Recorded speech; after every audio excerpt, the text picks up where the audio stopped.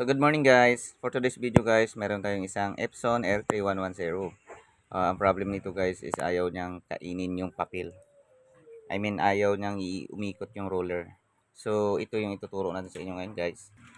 Tingnan nyo guys, nag-try tayo mag-test print yung nozzle check. Try natin kung kainin niya para malaman nyo guys kung anong error pala nito. So dalawang klase kasi yan eh.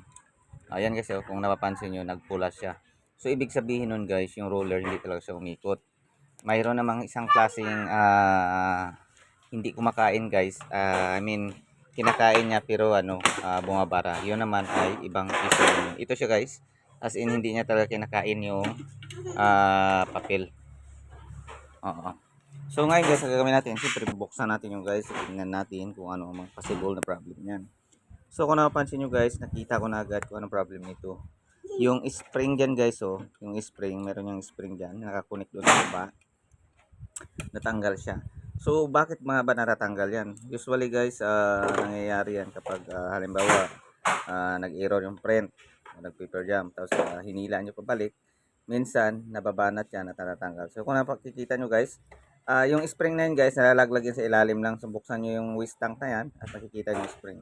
At yan guys, at ibalik nyo lang sa tama lang. Medyo mahirap lang konti ilagay yan guys. Gawa ng medyo masikip. Lalo na pag malaki ang kamay natin. So gagamit tayo ng mga tweezer o para maipit siya at malagay doon. So pag may ganong problema kayo guys sa mga printer, sa hindi kasi kinakain, marami din kasi minsan ang dahilan guys. Minsan may bumabara sa loob.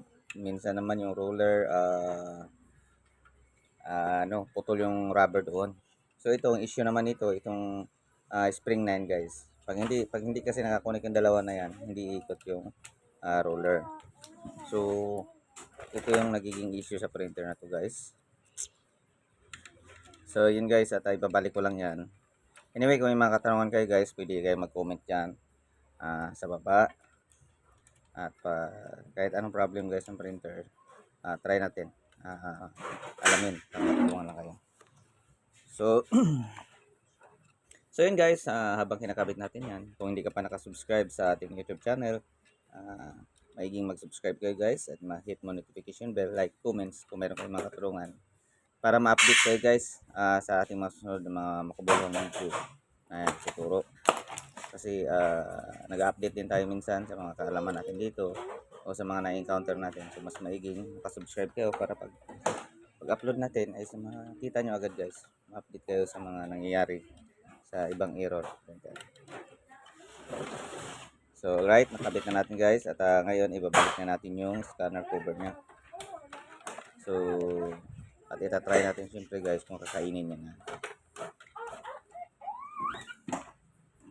So medyo may katagalan ng konti guys. So ina-align pa natin ito. Dito guys sa pagbalik nyo ng mga flex guys, ingat masyado dyan guys kasi may isang part dyan na yung medyo malaki-laki na. Ang liit ng mga flex sa loob. Minsan nabubungi yan hanggat pagkat hindi sakto yung tugmok doon sa butas. Dapat isakto nyo talaga guys. So kaya magkamali-mali konti kasi nabubungiin siya. So maingat tayo dyan kasi minsan lalong nasisira ang scanner. Kasi nagkamali tayo dyan guys. Nabungi yung mga pins sa loob. So maingat tayo dyan sa pagkakabit dahil makalalong masira ang printer. Yan ang guys, pinakadelikado pag pagbalik.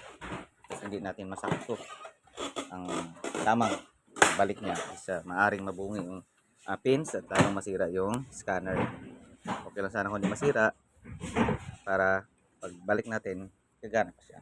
So ngayon guys, gagawin natin, nagtatry tayo mag-print. So yun na guys, nag-print na. So ibig sabihin guys, success tayo sa ating mga ginawa. So yun na guys, have a good day.